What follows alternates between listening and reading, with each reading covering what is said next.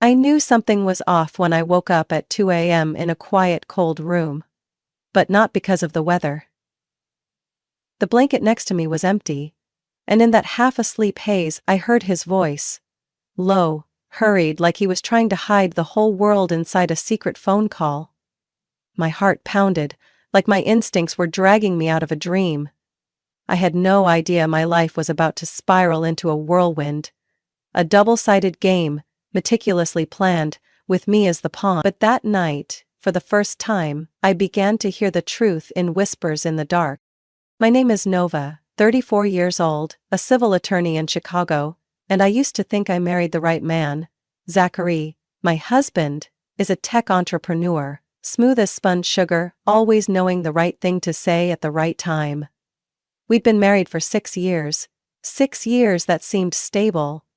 Turned out to be a perfectly staged performance. And that night, the curtain began to tear. I sat up in the dark, didn't turn on the light, didn't make a sound.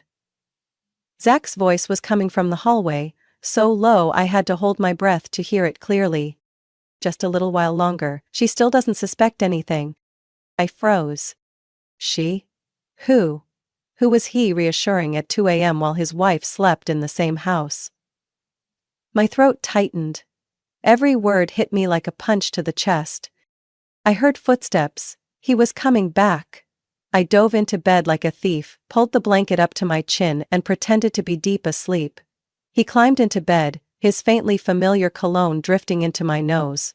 But for the first time in years, it felt foreign. "You asleep?" he whispered. Then, without waiting for an answer, turned to face me, placing a hand on my shoulder like nothing had happened. I didn't respond, but my mind was racing with 100 theories. The man beside me, the one I trusted, loved and called family, was lying. And I needed to know the truth. The next morning, Zach acted like nothing had happened. He made breakfast, kissed my cheek like every other day, and breezed through the kitchen with his phone in hand.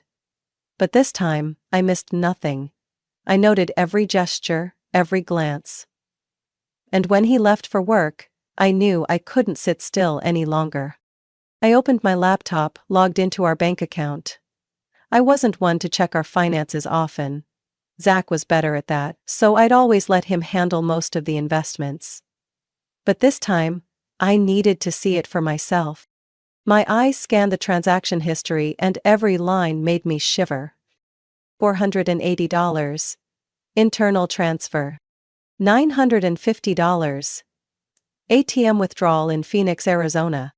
$2,100. Unidentified spending. $700. Pay me Tech Holdings? Never heard of it. I bit my lip, double-checked everything. These transactions had been going on for the past 3 months. Not large enough to raise suspicion, but consistent like clockwork. Like someone was trying to quietly bleed the money out, without attracting attention. I took screenshots, saved every piece of evidence. A chill ran down my spine. I wasn't just suspicious anymore. I was sure.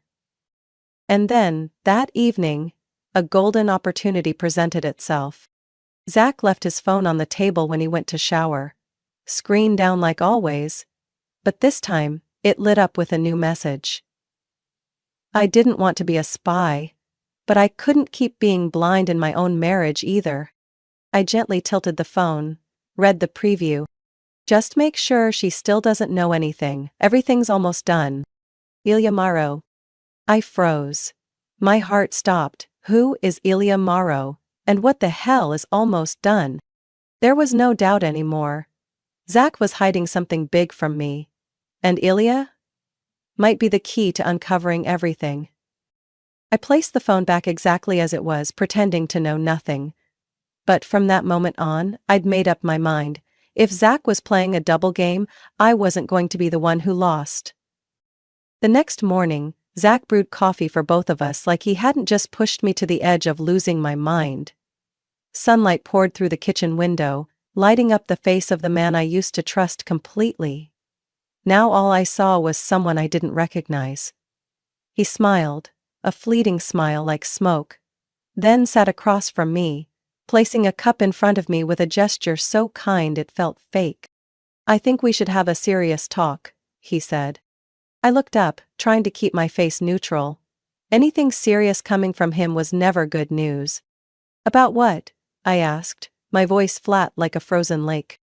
Zach exhaled like what he was about to say made perfect sense, then placed his hand on the table, trying to make a connection I knew had died long ago. "I think we should reorganize our finances a bit, just in case something unexpected happens, accidents, illness, or unforeseen things." I almost laughed. The man scheming to drain his wife's assets was now teaching her how to prepare for the unexpected. "How exactly do you want to reorganize our finances?" "I just mean pulling everything together, that's all. You know, account lists, passwords, investments. We should keep it all in one place. If something happens to either of us, the other will know how to handle things." His voice was sweet as sugar, but his eyes couldn't hide the calculation. I swallowed a bitter sip of coffee. This fake concern gave me chills. I nodded, playing along. "Sure, I'll put it all together." He smiled. I smiled too. Two masked actors facing off in a brightly lit kitchen, like waiting for the final scene in a bad play. That night, Zach was strangely pleasant again. He cooked, opened wine, played soft jazz, and rested his hand on my waist like everything was perfect. I stiffened under his touch, wondering how many times in the past I had ignored that stiffness. Maybe he had been acting all along. The only difference was that back then, I'd been blind enough to applaud. After dinner he went to his office, then returned with a light brown envelope. "I have something I'd like you to sign so we won't have to worry too much later." I frowned slightly. "What kind of paperwork?"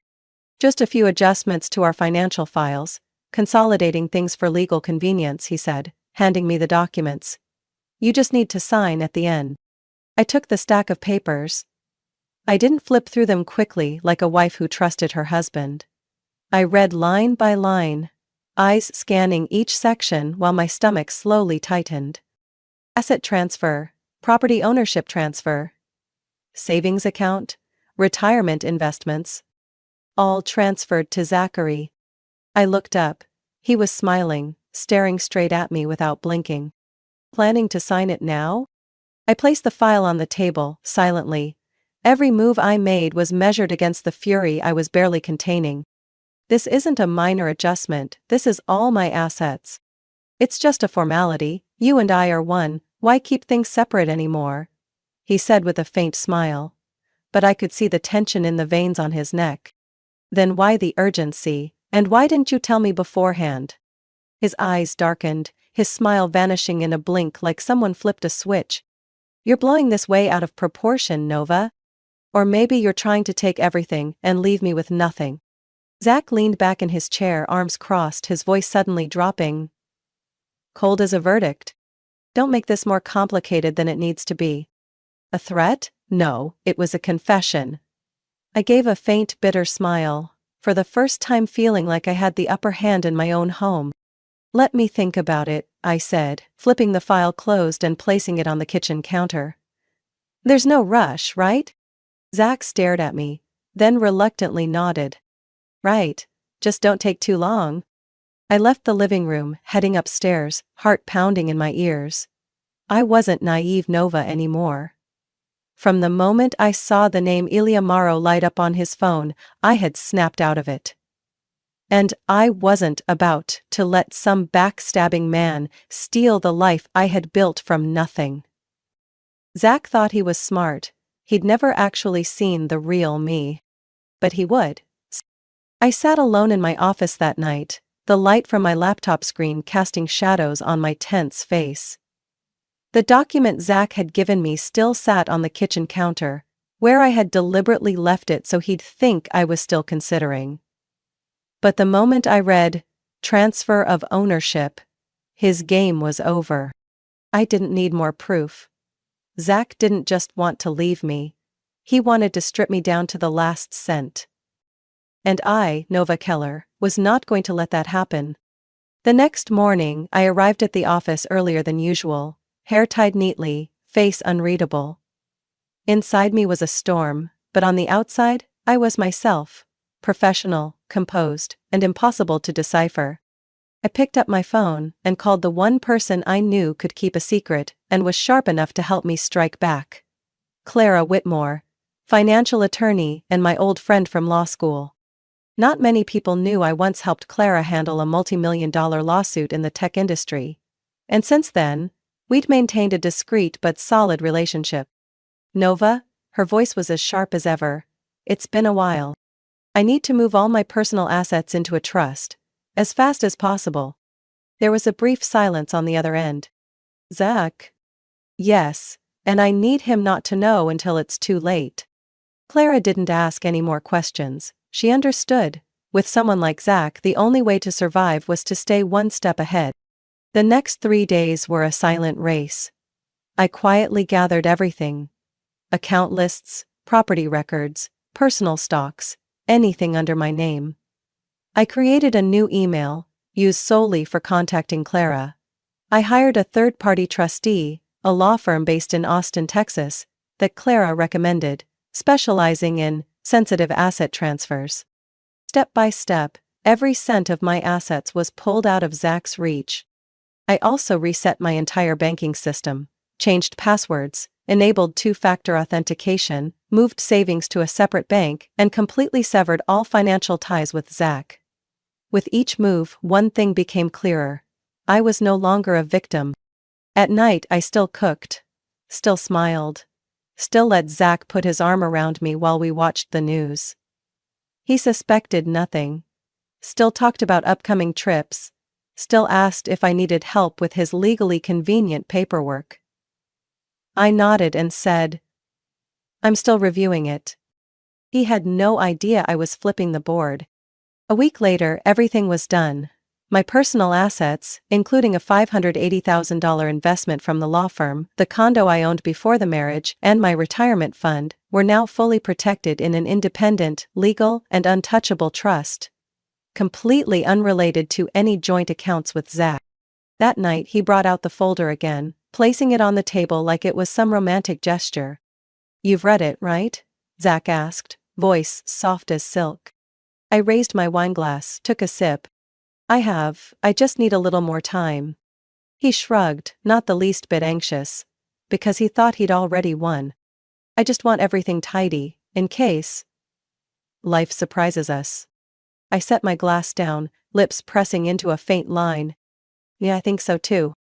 He didn't know that a life surprise was coming, and this time, he was the one about to be surprised.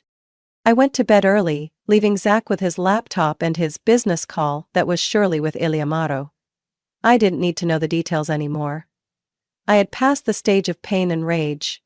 Now, I was as calm as a scalpel in a surgeon's hand, cold, precise, and unwavering. Before closing my eyes, I opened the last email I'd sent Clara. The subject line was simple: "It's done." Clara replied in under a minute. "Trust is locked, assets are safe, he won't get a cent." I turned off my phone. For the first time in many nights, I slept peacefully. Because I knew that by morning, Zach would make his final move. And he had no idea I'd already made mine. 1 week after I sent that email to Clara, the door to my condo echoed with 3 sharp knocks. No one had called ahead. No one said they were coming. A wave of unease hit my chest as I looked through the peephole and saw a man in a navy suit holding a thick envelope. "Miss Nova Keller." His voice was calm. I nodded. "You've been served. These are documents from the Cook County Court." I took them, my fingers squeezing the edge of the envelope so tightly I could see the whites of my nails. The door closed. The apartment fell silent. I stood there for a moment before walking to the kitchen table and slowly opening the file. Zach had made his move. The first line was crystal clear. Petition for dissolution of marriage. Plaintiff, Zachary Cole. Defendant, Nova Keller. I flipped through the pages, my heart pounding out of my chest, when I landed on the section titled, Asset Requests. Equal division of all marital assets. Full ownership of the West Adams condo. Rights to use the Tesla Model Y. 50% stake in the joint investment account. Monthly financial support due to unequal income. I laughed. A hollow, bitter laugh. He wanted it all. After betraying me, he thought he could draw himself a brand new, comfortable future, using my money. I didn't wait. I picked up the phone and called Clara. Zach just filed. I know, Clara said calmly. The court notified us of the preliminary hearing schedule this morning. He's asking for everything, even the condo and the car. Clara chuckled, this time with a hint of amusement. Let him ask, he has no idea we're already several steps ahead. 3 days later, I was sitting in Clara's office, sunlight from the large window casting a diagonal glow across the thick stack of documents on the table. Clara flipped through each page, explaining every section like she was narrating a fireworks show, and I was the VIP audience. All your personal assets have been transferred to the Legatus Holdings Trust prior to the divorce petition being filed, Clara said. Legal. Protected. Untouchable. I nodded slightly, eyes fixed on the bold printed line. Assets classified as individually held, not marital. Can he sue? He can try, but he'll lose. I exhaled. Not from worry this time, but because, for the first time since this all began, I knew I'd won the opening move. The preliminary hearing took place in courtroom 12B of the Chicago Civil Court. Zach showed up in an expensive gray suit, tie neatly knotted, eyes scanning past me without a flicker of emotion. He looked like a man confident of victory, if you didn't notice the slight tremor in his hand as his attorney handed him the file.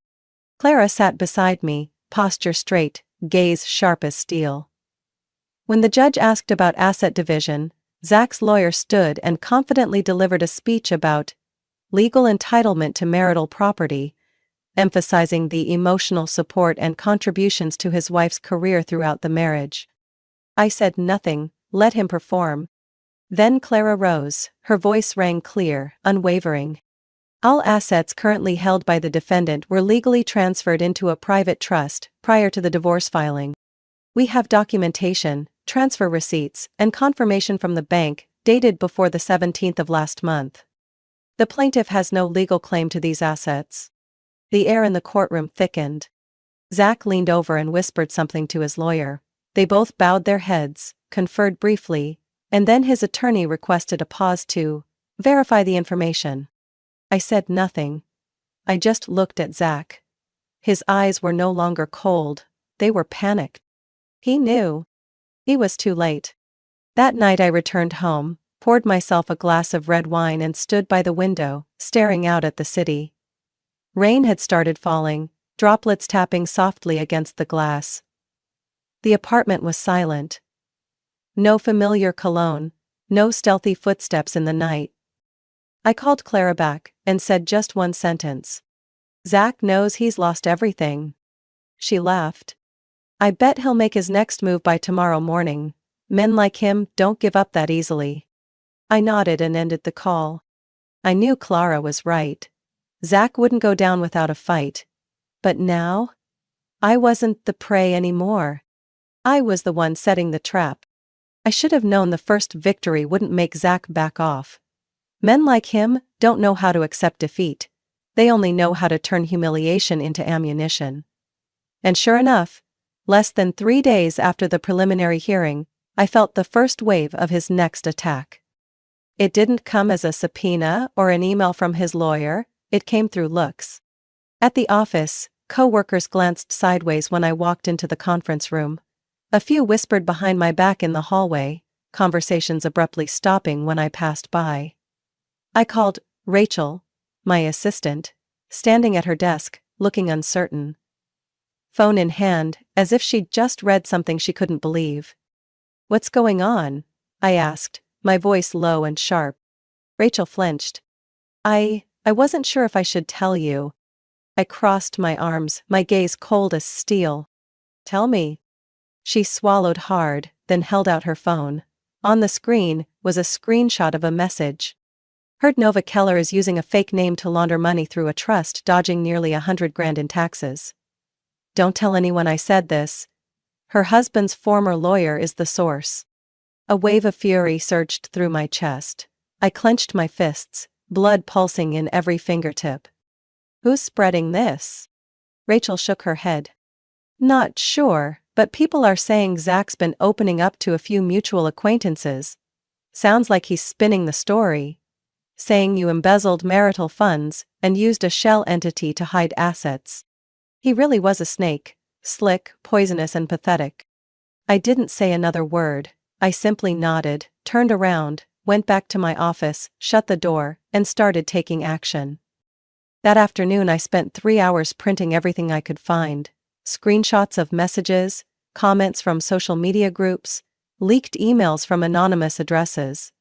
Every line of slander was a dagger, aimed at the reputation I had spent over a decade building. I sent everything to Clara.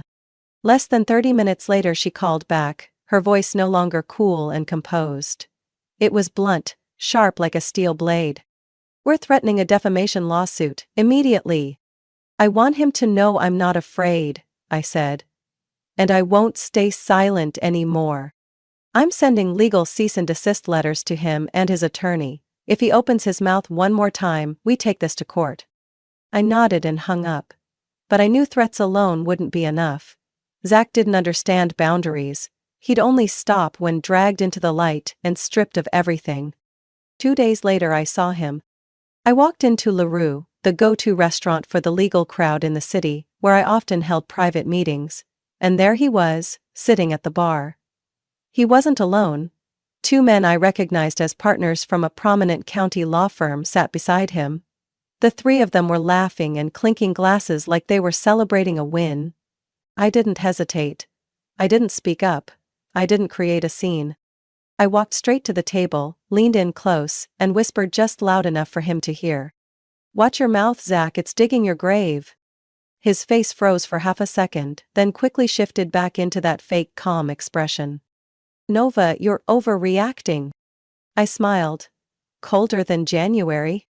I've sent a formal warning. All evidence has been archived. One more step and we're in court. I won't warn you again. I didn't wait for his response. I turned and walked away like he was a stain I'd just wiped off my shirt. The next morning, I got word from Clara. Zach had gone quiet, at least for now, but I knew he was shifting gears. A man like Zach doesn't back down, he just waits to strike from another angle. I looked at my reflection in the office bathroom mirror. The woman staring back at me had eyes of stone, a clenched jaw, and no trace of the trusting wife she once was. I whispered to myself. The game just changed. And this time, I'm the one writing the rules. I was pouring my morning coffee when my phone rang. Clara's name lit up on the screen. She never called before 8, unless it was something truly urgent. I picked up. Nova, we have a problem. Her voice was firm, no greeting, no preamble. My hand froze, the sound of coffee dripping onto the countertop suddenly ticking like a countdown. What is it? Zach and Ilya just filed a new motion with the court. They're accusing you of financial fraud.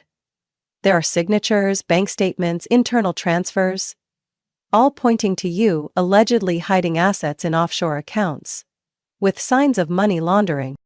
I froze. My breath caught in my throat. My hand clenched the ceramic mug so tightly, my fingertips went numb. He forged it? We're not certain yet, but... Clara paused. I've sent everything to Beatrice for analysis.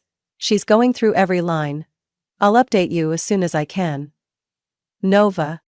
I'm fine, I cut her off, even though my heart was pounding like thunder in my chest. But I wasn't fine. Because this time, if we couldn't find a flaw in their forged documents, I wouldn't just lose my reputation. I could face criminal charges.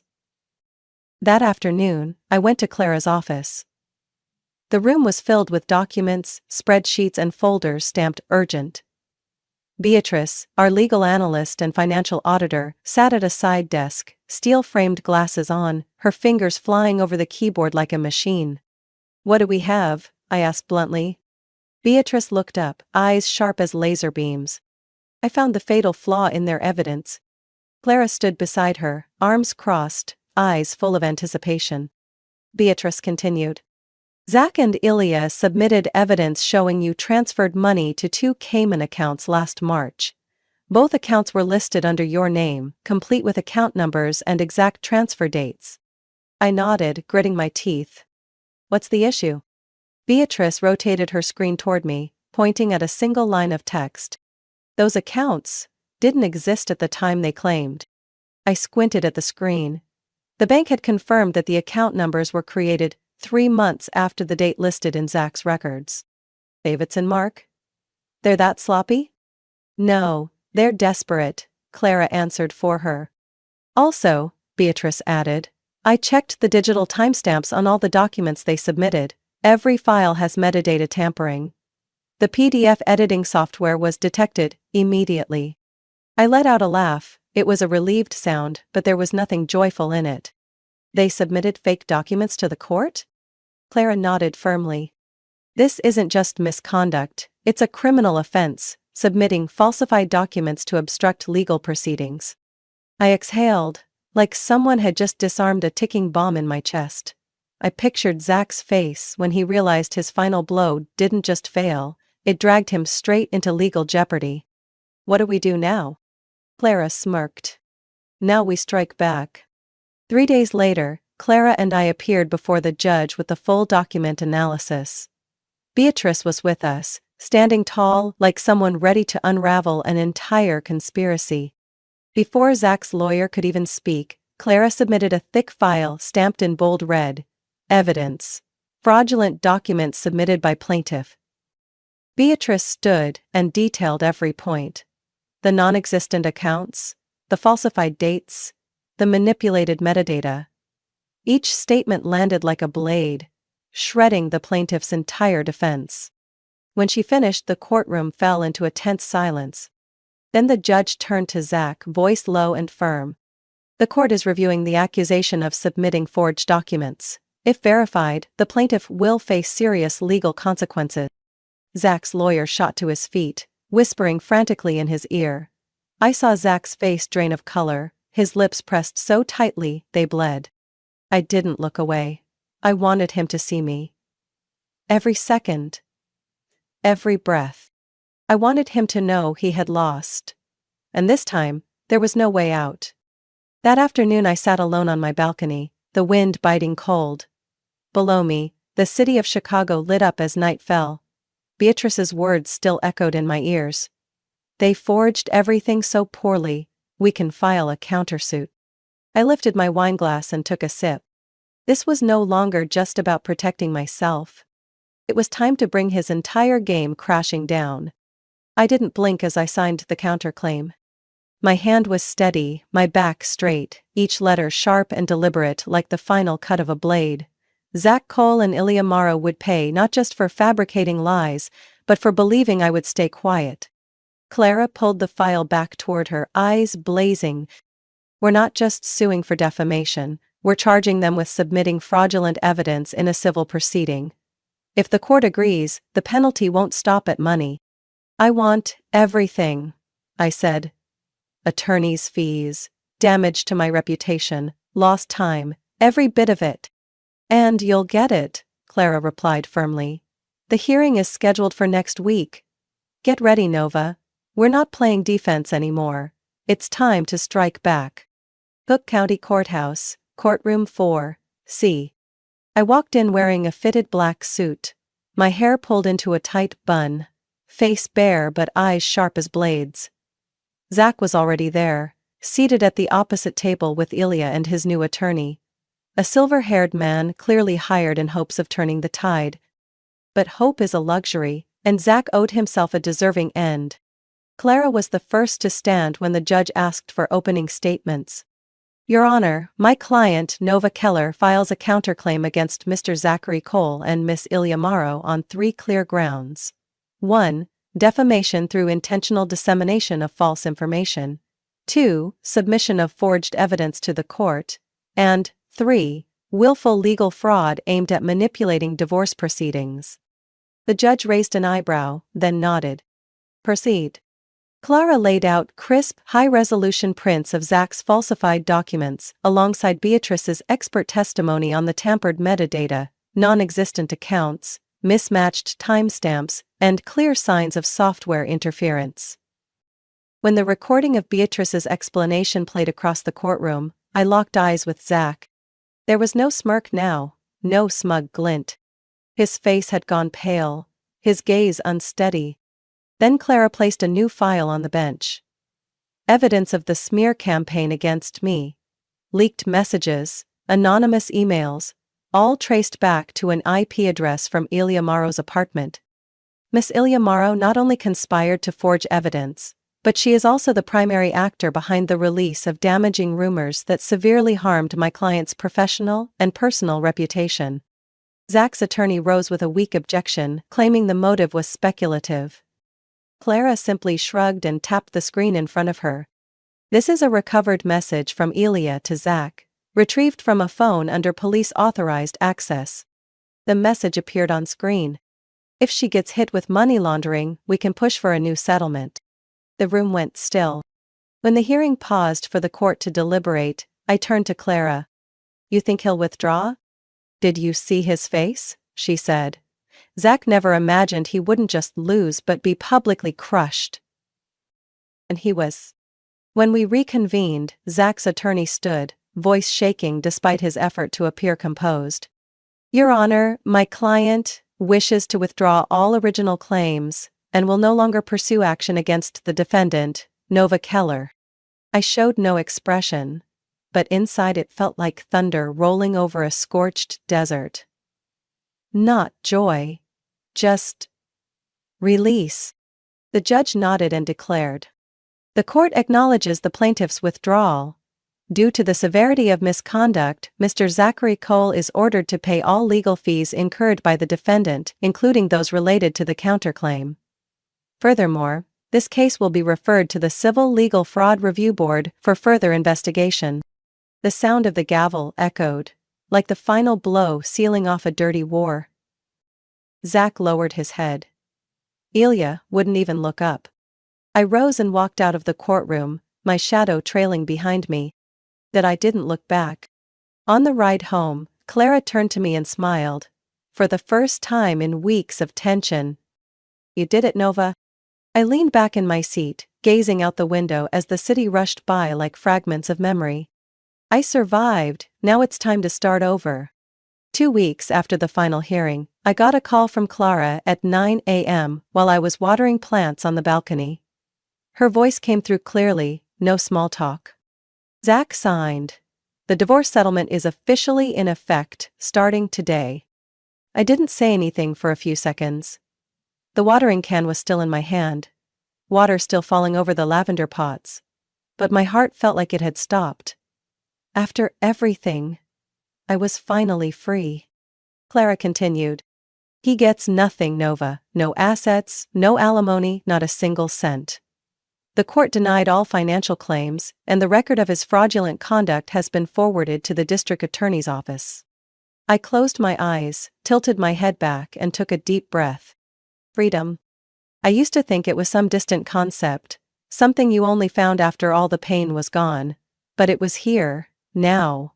When I was no longer bound to a toxic marriage, a two-faced man, or the fear of losing everything. I only lost what needed to be lost, and I kept the most valuable thing of all. Myself. That afternoon, I went to Clara's office to sign the final papers. The room still smelled like freshly polished oak, but the atmosphere was lighter than ever before. No more tension. No opposing counsel. Just peace. Clara placed the folder on the table. This is the court-approved copy of the settlement. You just need to sign here. I picked up the pen without hesitation. Every stroke of ink felt like closing one chapter and opening a blank, unwritten page. As I set the pen down, Clara looked at me with quiet respect. You did what most people wouldn't dare. You didn't just win, Nova, you survived. And stood tall. I smiled. For the first time in what felt like months. A real smile. Because I had no other choice, I couldn't live halfway anymore. That evening, I invited Margot, my foster mom from college, and Beatrice over to my place. Clara came too, carrying a bottle of red wine from Napa Valley. "No talk of Zach tonight," I declared as I raised my glass. "Tonight is about us. About freedom. About living true to ourselves." We toasted, the wine catching warm golden light as it shimmered in our glasses. I looked around the kitchen.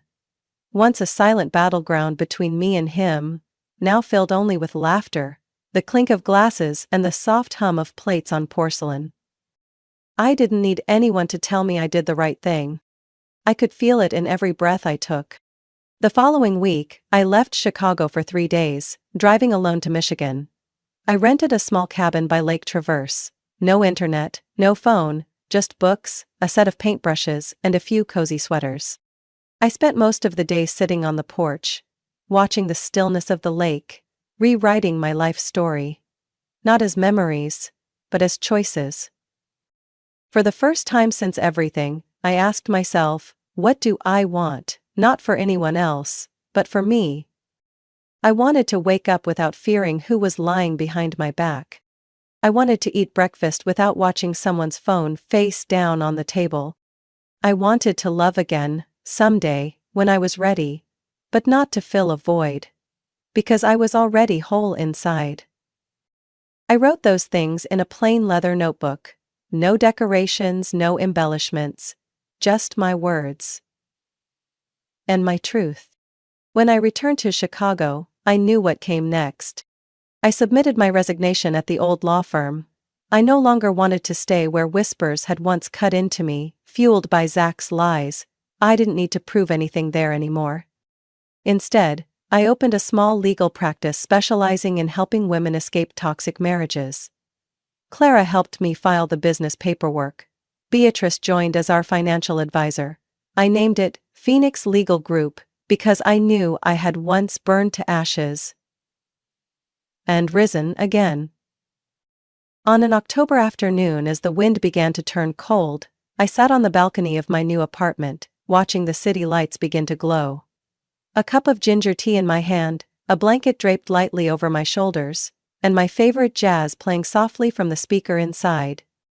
My phone vibrated. A no number. I looked at the screen. No message, just a silent call. I hit block. No hesitation. No regret. I stood up, walked inside, sat at my desk, and opened my laptop. I began to write again. Not a deposition. Not a defense. But a new story. One I chose. And no one could take it from me anymore. Nova's story is a powerful reminder that sometimes the ones closest to us are the ones who hurt us the most. But instead of breaking, Nova chose to rise, to take action, and reclaim control over her life. In the real world, betrayal can leave us paralyzed. But it also reveals who truly deserves a place in our lives. Strength isn't about avoiding pain, it's about how we rise above it. Remember, you have the right to protect yourself, and you deserve a life free from manipulation. What do you think about Nova's journey? If it were you, what would you have done differently? Share your thoughts in the comments below, and don't forget to follow the channel for more powerful true stories and meaningful lessons about family and life.